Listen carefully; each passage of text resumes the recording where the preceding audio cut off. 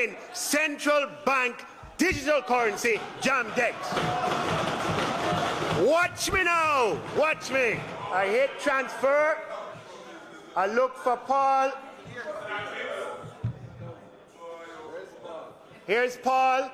How much I say? 500? All right. No. I'm going to click send.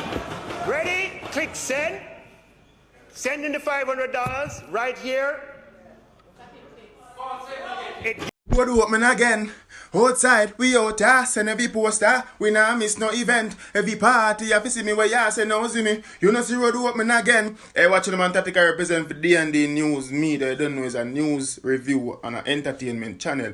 It's all about everything in the news and the media. Viewers and subscribers, me have some breaking news, you know. Yeah, man, the reading of the budget are going right now, you know, and the man launch a new bank, you know, named DEX, you know. Viewers and subscribers, Jamaicans now can get a relief because, you know, if you have $10 to open up a bank account. Is what me say, and what kind of bank account? DEX, new bank. Viewers and subscribers, Jamaica nice again. And guess what? To every person that open up them bank account, I'll get $2,500. Right in a them bank account right away.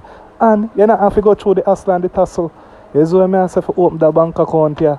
Viewers and subscribers, Dr. Nigel Clark, right now I'm going good. Right now I'm going to hear him present. And let's be clear that much of what we see, Madam Speaker, is a symptom of a much deeper issue.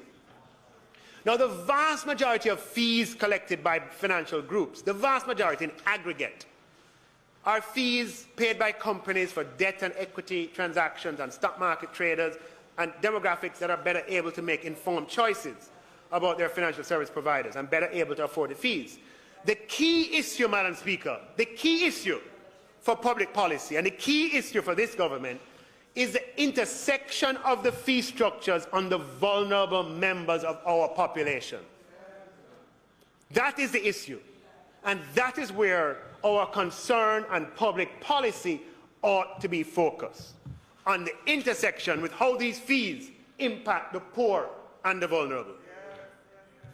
Madam Speaker, we do not believe in telling banks what they must charge for a package of services. It doesn't solve the problem. It would only make matters worse. We don't believe in telling the market vendor what she should charge for mangoes or the Sky Juice vendor what he should charge for bag juice. There's a lot of history of failure with policies of price fixing.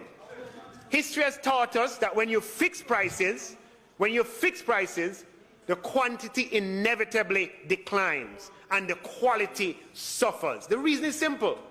If you fix a price and it is unprofitable to provide the service at the fixed price, the provider will simply choose not to provide the service. And then we have a real problem.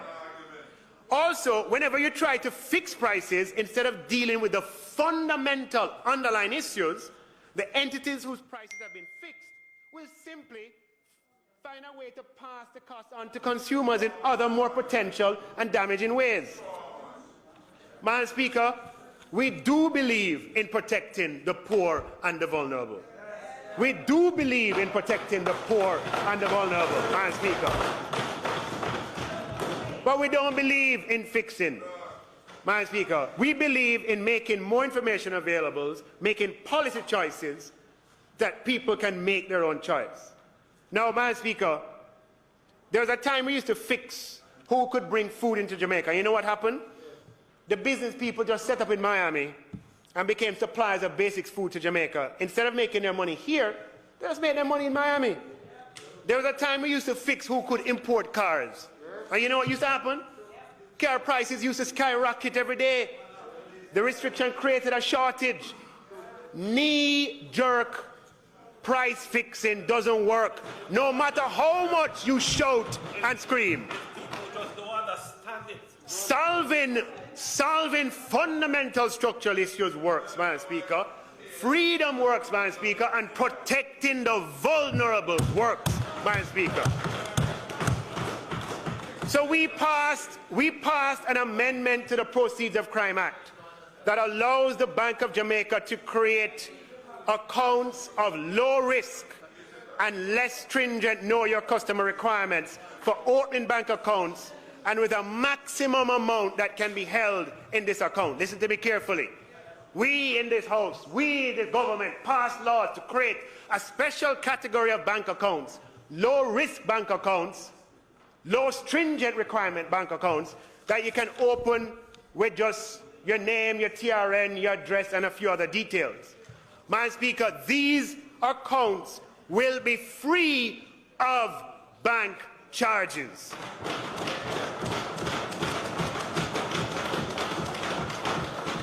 Madam Speaker, these accounts already exist, and the expectation is that there could be as many as a few 100,000 of these accounts where no fees will be charged. It's up to the consumer to go and open this account. If banking fees on your personal account is the problem, then you get a low KYC account. What else will we do, Madam Speaker? We will reduce the counterproductive asset tax on retail banks and financial institutions, not today, but as soon as we can afford to. The book says 1,000. Madam Speaker, the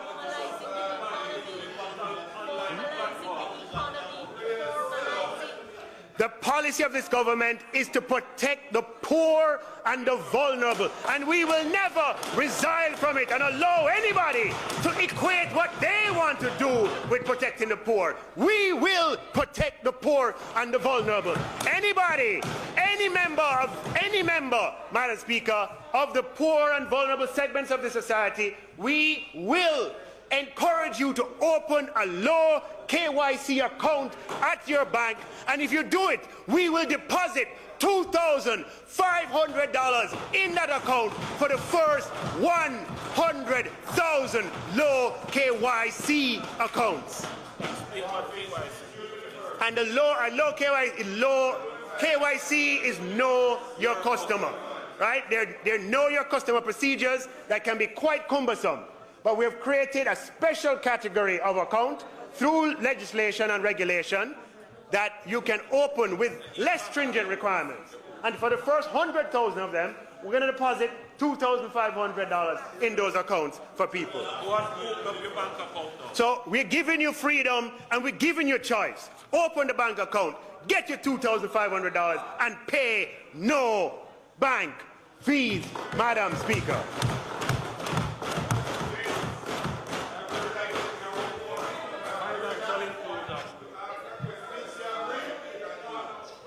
No, Madam Speaker, what else will we do? What else will we do? Jamaica's own central bank digital currency, DEX, will become a reality in 2022. As I announced in last year's opening budget presentation, as part of the government's digital transformation of the economy, the Bank of Jamaica carried out a pilot of the central bank digital currency in May 2021 that ran to December, and it was quite successful. Central bank digital currency is a form of legal tender, and as legal tender, it's fiat currency, which means it can be exchanged dollar for dollar with physical cash. It's not cryptocurrency. Households and businesses will be able to use DEX to make payments and to store value. Jamaica's CBDC, as I said, is called DEX, and it stands for Jamaica Digital Exchange. DEX allows for the transfer, remote transfer of funds anywhere, anytime, all midnight, on weekend, public holiday, whenever. And it reduces the hassle of cash transactions. You can transfer to anyone in Jamaica who has an electronic wallet, anywhere at any time. Revolutionary potential, Madam Speaker. It allows businesses to be more cash efficient, and it doesn't come with huge cash handling fees. DEX allows for greater financial institutions, and it has the potential to bring the unbanked into the financial system. All Jamaicans will have access to DEX through a DEX-enabled wallet. And users can obtain a DEX wallet automatically if they already have an account. If you don't have a bank account, all you need is name, address, date of birth, TRN, and a government-issued ID. Boom, and you have your DEX account. And to carry out a DEX transaction anywhere at any time, you just access and download an app on your mobile phone. using the networks of any of the two major telecom providers. You can top up your account with JamDex through all authorized agents. Not all of them will be banks. Some of them will be non-banks, authorized agents, or smart ABMs using physical cash or online, and do business using JamDex phone to phone with merchants, friends, and family. The COVID-19 pandemic has changed a lot of things. People have had to improve, to innovate, and to improvise. I have a barber, you see, whose name is Paul. And he used to operate at a shop before COVID. But since COVID, Paul turned mobile.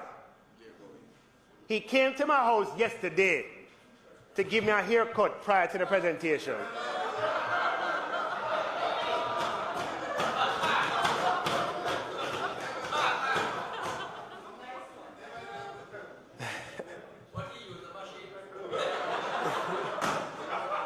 When he was finished, I realized I didn't have all the cash to pay. I only had some.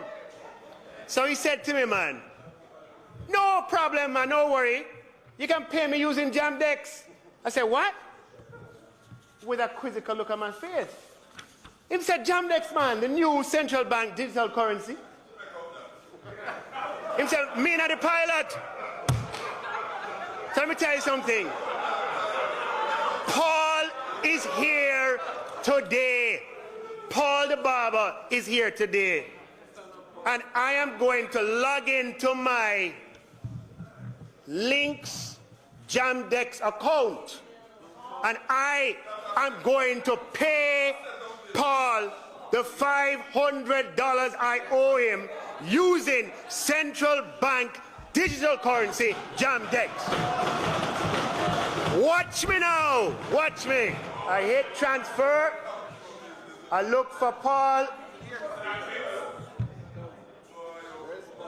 Here's Paul. How much I say? 500? All right. No. I'm going to click send. Ready? Click send. Send in the $500 right here. Yeah man, viewers and subscribers, you know what I like about this? I like the barber, you know. Yeah man, the youth named Paul. Yeah, you see it? The man highlight the barber. So at the end of the day, this is a learning lesson same way. Same with the Tucker family them. Then could I just highlight Alex. Remember, you know, them man are a big minister, you know. Like, comment, share, my people.